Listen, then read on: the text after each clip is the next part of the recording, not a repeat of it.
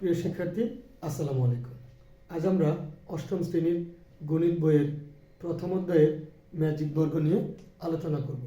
আমরা জানি ম্যাজিক বর্গ হচ্ছে এমন একটা বর্গ যার উপর নিচে ডানে বামে সব দিকেই ঘর সংখ্যা সমান থাকে। আমরা দেখব ক ক্রমের ম্যাজিক বর্গ, অর্থাৎ ক ক্রমের ম্যাজিক বর্গ হচ্ছে ক স্কোয়ার।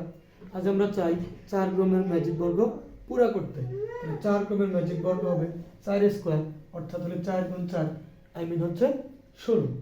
এখন এই অর্থাৎ 4 ক্রমের ম্যাজিক বর্গ হচ্ছে এমন একটা বর্গ যেখানে ডানে বামে উপর নিচে সব দিকে ঘর থাকবে 4টি, অর্থাৎ বিষয়টা হচ্ছে এমন হবে।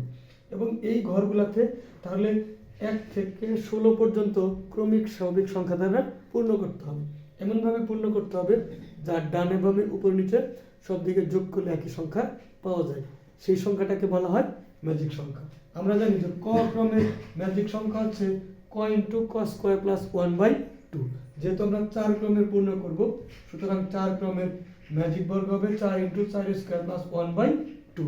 আমরা যদি ক্যালকুলেটিং করি 4 ঠিক আছে, 4 স্কোয়ার মানে 16, 1 ঠিক আছে, 16 আর 1 17, 4 গুণ 2 দিয়ে কাটাকাটি করে 2 থাকে, 17 দুগুণে 34, অর্থাৎ 4 ক্রমের ম্যাজিক সংখ্যাটা হচ্ছে 34। তাহলে এই ম্যাজিক বর্গটা আমরা 1 থেকে 16 পর্যন্ত সংখ্যা দিয়ে এমনভাবে যোগ করব যেন যোগফল কি হয় 34 হয়। এটা দুটো নিয়মে করা যায়, আজ আমরা নিয়ম 2তে করব।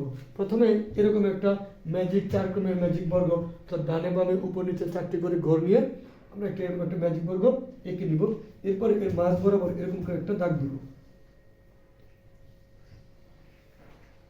দাগ দেওয়ার পরে আমরা 1 থেকে 16 পর্যন্ত সংখ্যা এখানে বসাবো।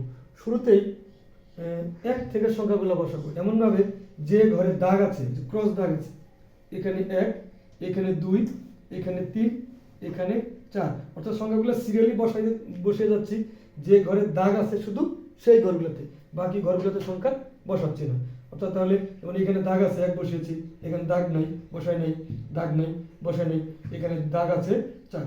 একইভাবে এখানে 5 বসার কথা, দাগ নাই দেখায় বসাই নাই, এখানে হচ্ছে 6, এখানে হচ্ছে 7, এখানে তাহলে বসবে না 8, 9, 10, 11, 12, 13, 14, 15, 16। অর্থাৎ আমি ক্রস দেওয়ার পরে যে সকল ঘরে ক্রস পড়েছে সে সকল ঘরে 1 থেকে 16 পর্যন্ত সংখ্যাগুলো সিরিয়ালি লিখে গেছি। এবার উল্টার দিক থেকে, অর্থাৎ যে সকল ঘরের সংখ্যা বসাইনি, অর্থাৎ দাগ নাই, সেই সকল ঘরের সংখ্যাগুলো বসাবো। তাহলে এখানে 16 যেহেতু সংখ্যা আছে বসাবো না, তাহলে এখানে 15, এখানে হচ্ছে 14, এখানে হচ্ছে 13 সংখ্যা আছে, এখানে 12, এখানে সংখ্যা আছে 11, 10, 9, 8, 7, 6, 5, 4, 3, 2, 1। অর্থাৎ এবার আমি দাগগুলো মুছে দিই, দেখি আমরা ম্যাজিক সংখ্যাটা হলো কিনা।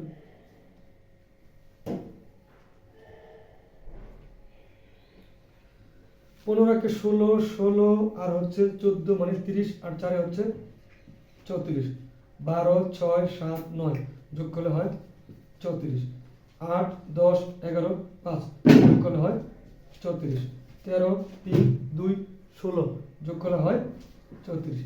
এইভাবে যোগ করে দেখি হয় 34, এভাবে যোগ করে দেখলাম হয় হচ্ছে 34, এভাবে যোগ করে দেখি যোগ করা হয় 34, এভাবে যোগ করে দেখলাম 34।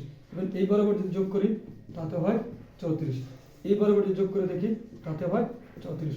অর্থাৎ আমার ম্যাজিক সংখ্যা যে 34 তা ঠিক আছে। ঠিক আছে, আশা করি সবাই বুঝতে পেরেছেন। ধন্যবাদ।